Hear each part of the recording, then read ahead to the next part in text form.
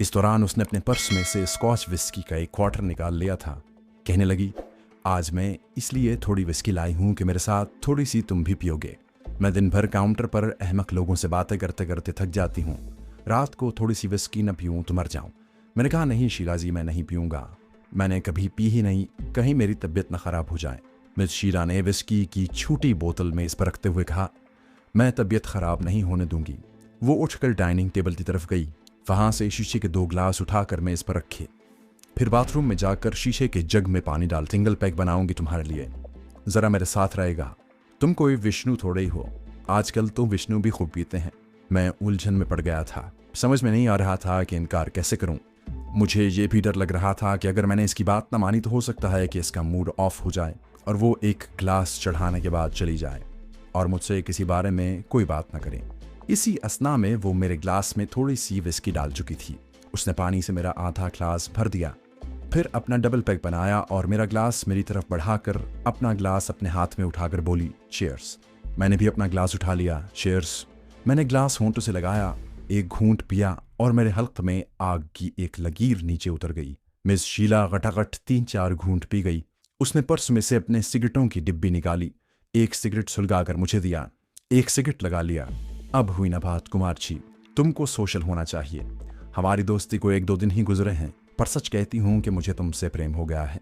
मैंने सिगरेट का हल्का सा सच कहती हूँ कि मुझे तुमसे प्रेम हो गया है।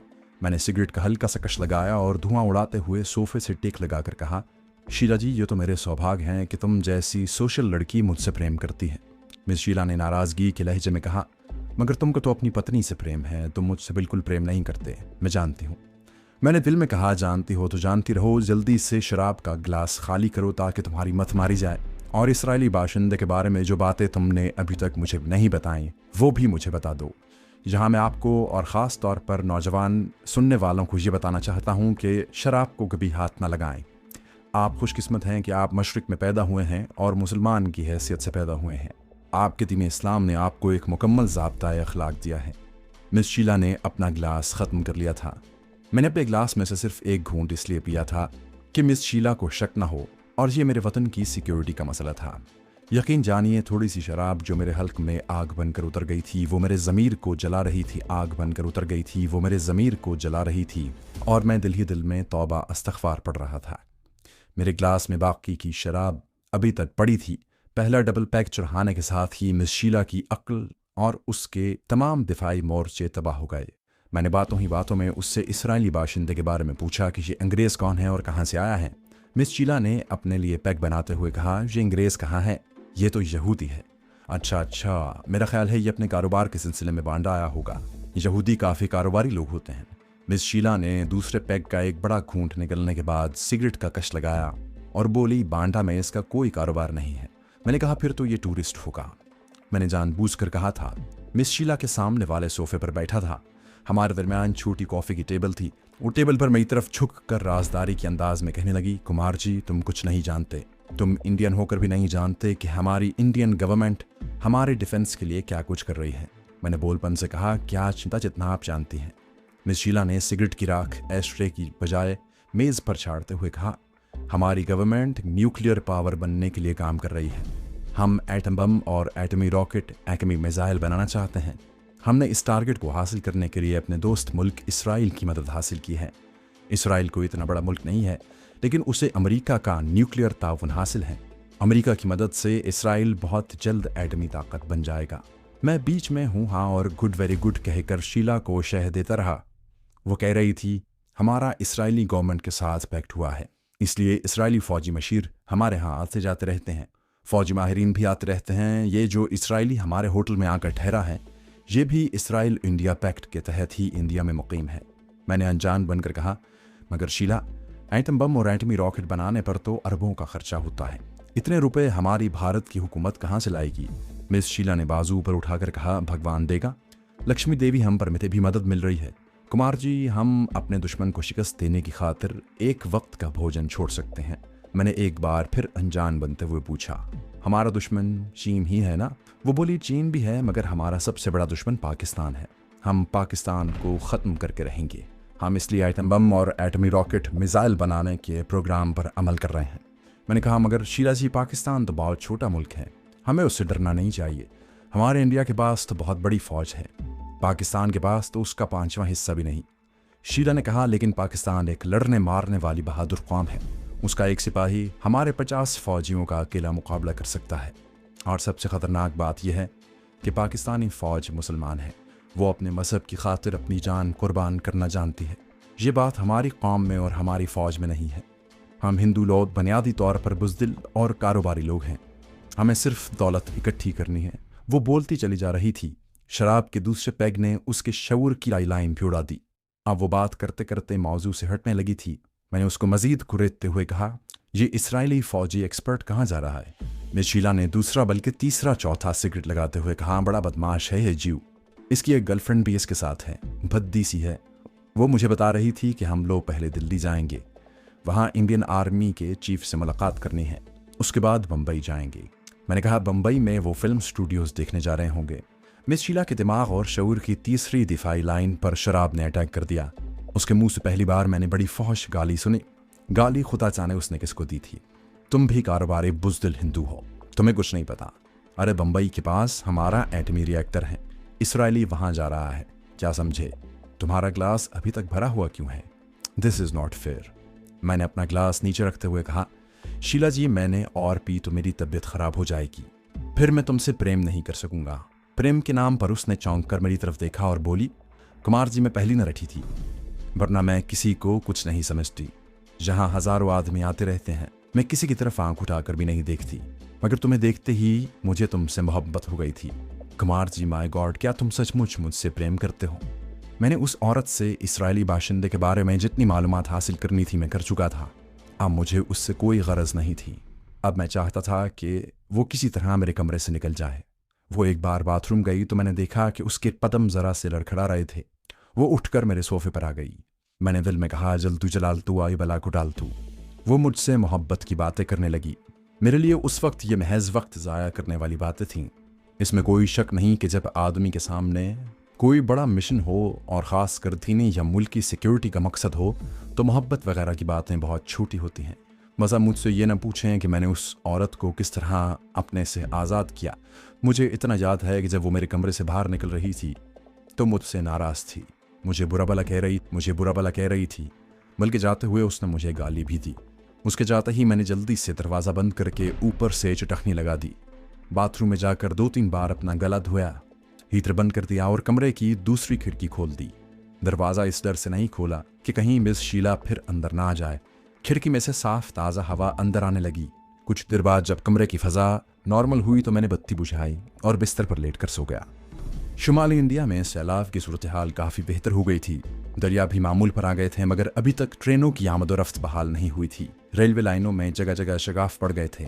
मुझे बांडा होटल में रहते हुए जब 4 रोज़ गुजर गए तो मैंने महसूस किया कि मेरे पास पैसे ख़त्म हो रहे हैं और वक्त भी ज़ाया हो रहा है। मैंने काफ़ी सोच विचार के बाद यही फैसला किया कि मुझे यहाँ से जबलपुर की तरफ निकल जाना चाहिए। जबलपुर से मुझे कानपुर और दिल्ली जाने वाली ट्रेन मिल सकती थी, क्योंकि उस तरफ हालात इतने ख़राब नहीं थे। मैंने रेलवे स्टेशन जाकर पता किया तो उन्होंने कहा कि जबलपुर से अगर मैं बिलासगंज जाऊँ तो वहाँ से मुझे दिल्ली जाने में कोई मुश्किल पेश नहीं आएगी।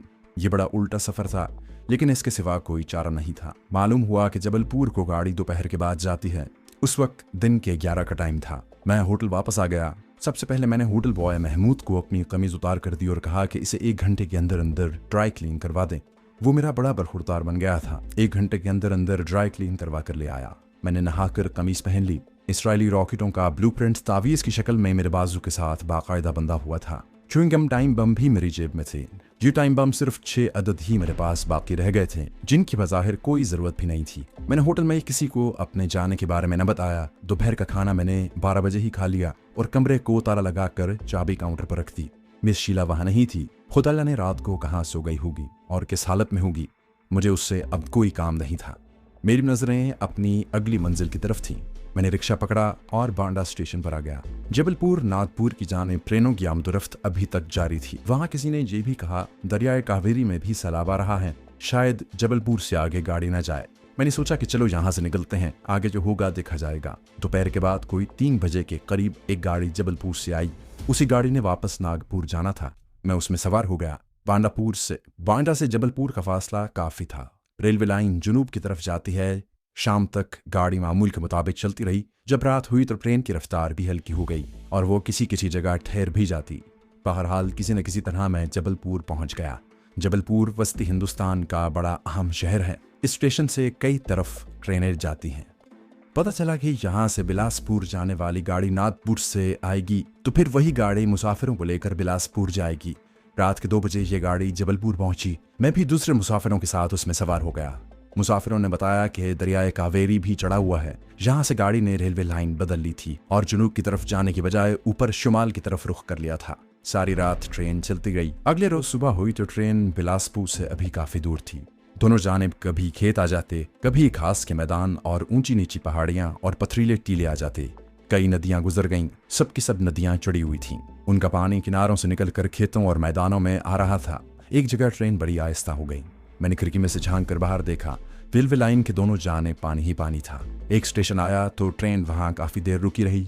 एक मुसाफिर ने डिब्बे में वापस आकर बताया कि आगे दरिया में सैलाब है, रेलवे लाइन टूट चुकी है, इसलिए यहाँ से नागपुर कैलाशपुर की तरफ से होकर बिलासपुर जाएगी। मैं अजीब मुसीबत में फंस चुका था। दिल्ली पहुंचना मुहाल हो गया था। मैं सिवाय सब्र करने के और कुछ भी नहीं कर सकता था। ट्रेन वहीं से नागपुर जाने वाली रेलवे लाइन पर आ गई। नागपुर की तरफ वस्ती भारत के तारीख जंगल शुरू हो जाते हैं। इन जंगलों की पहाड़ियां दूर से दिखाई दे रही थीं।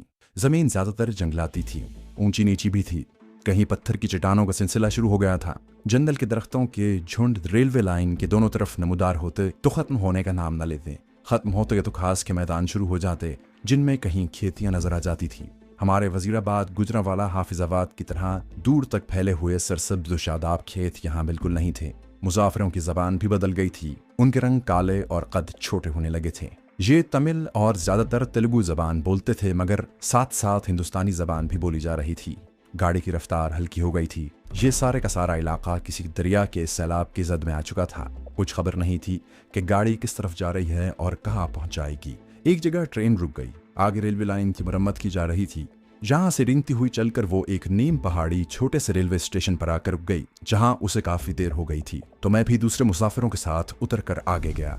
वहां एक टीटी खड़ा था। उसने बताया कि आगे रेलवे लाइन सैलाब में बह गई है। कुछ पता नहीं गाड़ी कितनी देर यहाँ रुके और ये भी हो सकता है कि हमें जबलपुर वापस जाना पड़े। मुझे सख्त गुस्सा आ रहा था, मगर अंदर ही अंदर गुस्सा पी रहा था। मुसाफिर भी दिलबर्दाश्ता होकर प्लेटफॉर्म पर उतर आए थे। ये वीरान सा स्टेशन था। किसी ने बताया कि मंगियाली का कस्बा अपनी बेद की वजह से और सांपों की वजह से मशहूर है।